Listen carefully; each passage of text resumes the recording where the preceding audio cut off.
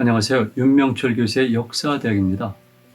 오늘은 제가 밟지 못한 표정으로 그리고 약간은 무거운 마음으로 여러분을 만날 것 같습니다.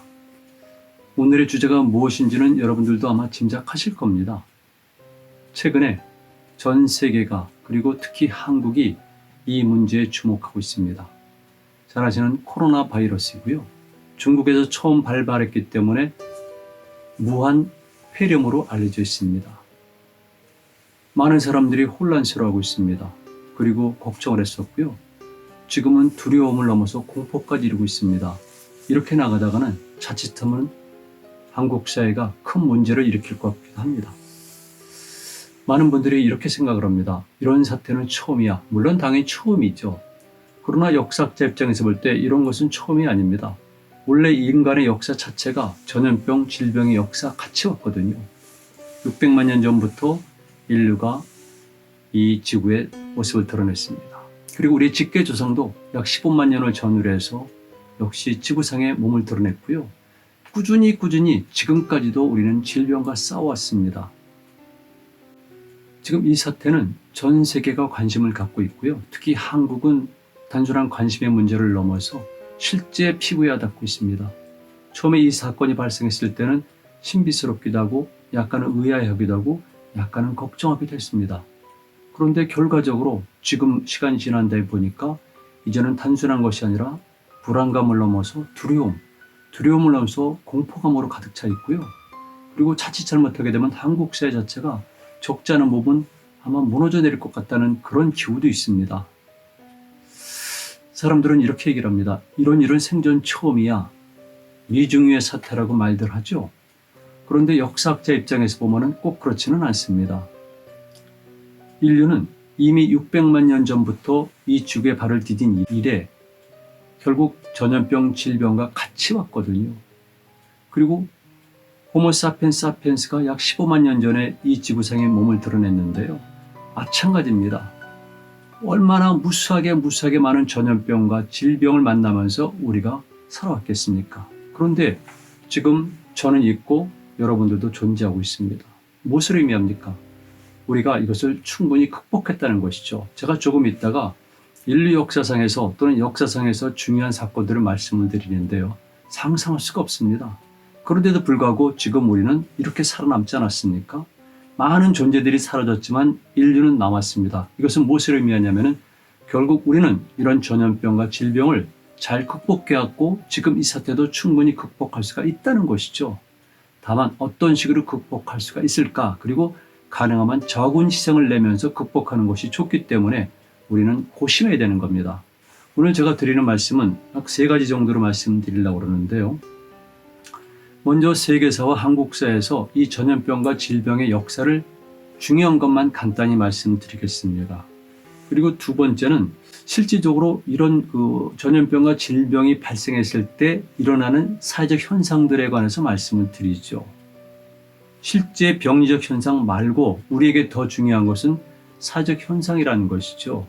질병이 중요한 것은 질병 자체가 아니라 질병으로 인해서 사회 전체가 감염이 될 수가 있고 그로 인해서 인간성의 상실부터 시작해서 사회가 공동화된다든가 아니면은 역사에서 보듯이 문명이 붕괴되는 겁니다. 컬랩스되는 겁니다.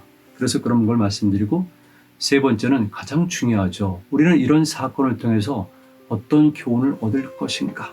미리 말씀드리지만 저는 많은 사람들과 달리 이런 얘기를 하고 싶습니다. 이렇게 질병과 전염병이 발생한 데는 우리가 흔히 말하는 병리적 요인, 생리적 요인, 그 밖에 사회 환경 이런 것도 있습니다만은 저는 역사학자 입장에서 관념적 요인도 좀 말씀을 드리고 싶습니다. 인간이 가지고 있는 관념, 인간이 가지고 있는 욕망 때문에 이런 질병이 더 발생을 했고 더 심각해진다는 것을 말씀드리고 이것을 하나의 교훈으로 제시하고자 합니다.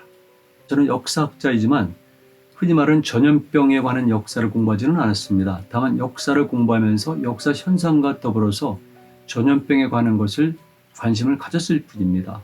그리고 제가 여러분들에게 드려야 될 말씀은 보다 정확해야 되기 때문에 제가 책을 참고했는데요. 현재 제가 참고한 책은 이겁니다. 전염병과 역사라는 책인데요. 셀돈 와츠가 지은 책입니다. 그리고 또 하나는 전염병과 인류의 역사라는 책인데요. 이것은 비교적 오래전에 번역이 됐습니다. 윌리엄 맥닐이 쓴 책인데요. 이 두 개의 책을 근거로 해서 사례를 말씀드리고요. 유감스럽게도 우리나라 역사학에서는 이런 질병과 연관된 연구들이 많지가 않습니다. 다만 제가 알고 있기에는 제가 본 논문은 이현숙 씨가 쓴 논문, 고대사에 하는 논문이 3편 정도를 제가 본 기억이 나고요. 나머지는 잘 모르겠습니다.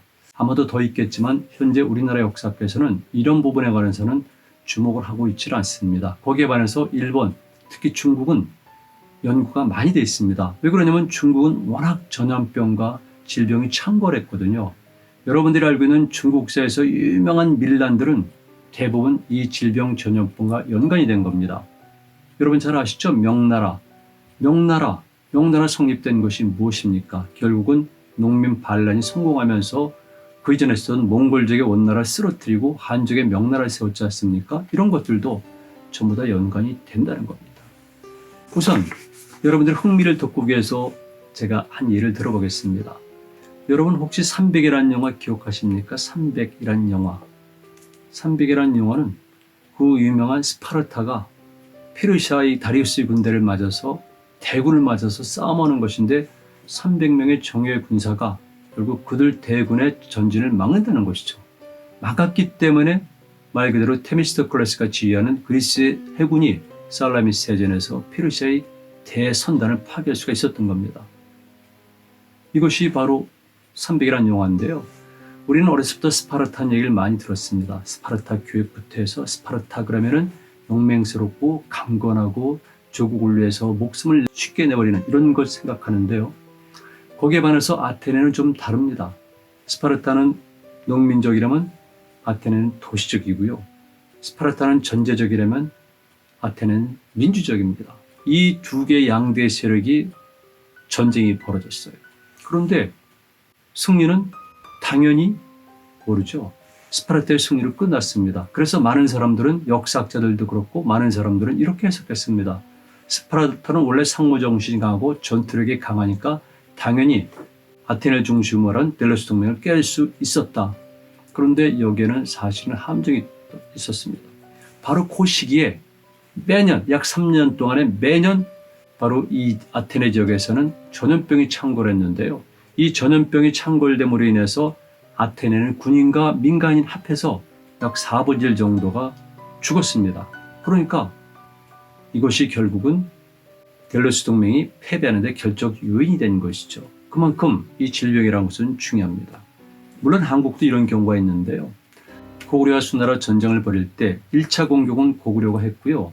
바로 막바로 뒤에서 수나라가 30만의 병력을 육해군으로 파견하는데 육군이 요하전선을 넘지 못하고 퇴각하는 데는 역병이 돌았기 때문에 퇴각할 수밖에 없었던 겁니다. 그에 대해 여러 가지가 있습니다만은 이렇게 전쟁에서 역병이라는 것은 엄청나게 중요한 역할을 하고 있는 것이죠.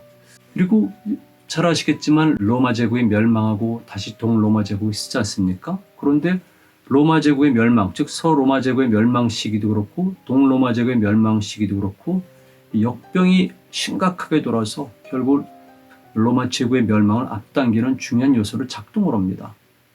예를 들게 되면 AD 2세기경의 일이지만 안토니우스라 불려진 역병이죠. 역병인데 보통 안토니우스라는 이름을 붙여요. 이때도 엄청나게 많은 사람들이 죽는데 이때 왜 이런 병이 생겼냐면은 당연히 중국 지역과도 로마 제국이 교육을 하던 시대였거든요. 그러니까 아시아권과의 무역 속에서 이 새로운 병균이 들어온 겁니다.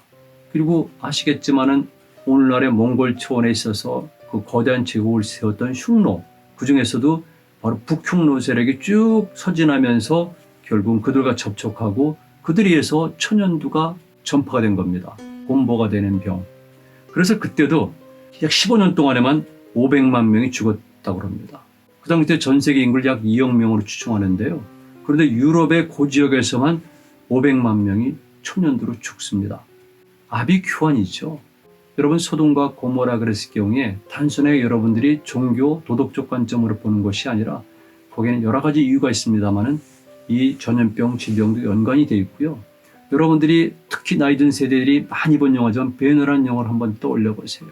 주인공 베너의 어머니와 누이 동생이 많은 기독교 신자들과 함께 끌려가서 동굴에 가서 생활하는 이유가 뭡니까? 천연두 때문에 그렇거든요. 이게 전부 다 연관이 돼 있다는 겁니다. 제가 이런 말씀 자꾸 드리는 이유는 지금 이 상태가 매우 엄중하고 매우 심각하죠. 그렇지만 인류 역사에서는 늘 있었던 일이니까 그것을 이겨낸 조상들도 떠올려야 되고 우리도 충분히 극복할 수가 있는데 다만 어떤 방식으로 의연하게 잘 극복하느냐 이걸 찾아야 되는 거거든요. 그래서 제가 말씀드리는 거죠. 그리고 터키에 가면은 바로 유명한 도시가 있죠. 이스탄불. 이스탄불은 로마 제국 때 바로 콘스탄티노플이라고 불렀습니다. 콘스탄티누스 대제랑 연관된 이름이죠. 거기 가면 전 세계 사람들이 찾아오는 성 소피아 성당이 있는데요. 그 성 소피아 성당 앞에 보게 되면 공터가 있습니다. 이게 바로 공터 이름을 유스티니아누스 대제 이름을 빌어서 그러는데요. 그가 완공시켰기 때문에 그렇습니다.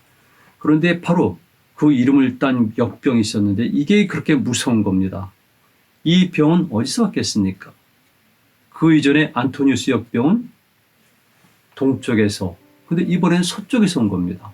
당연히 그 당시 때 동로마 제국이 팽창하고 서쪽 쪽과 교류하다 보니까 이집트가 연관이 되겠죠. 이집트에서 역병이 들어온 겁니다. 그래서 상륙한 다음에 병이 발생하니까 정말 심각할 때는 하루에 10,000명이 죽었다고 합니다. 현재 이스탄불 중심으로 한 지역에서 동로마 제국에서 하루에 10,000명씩 죽어나갈 정도로 엄청났고요. 당연히 북상을 하면서 발칸반도에서 이탈리아, 스페인, 프랑스, 라인강, 영국, 덴마크까지 급습하는 겁니다.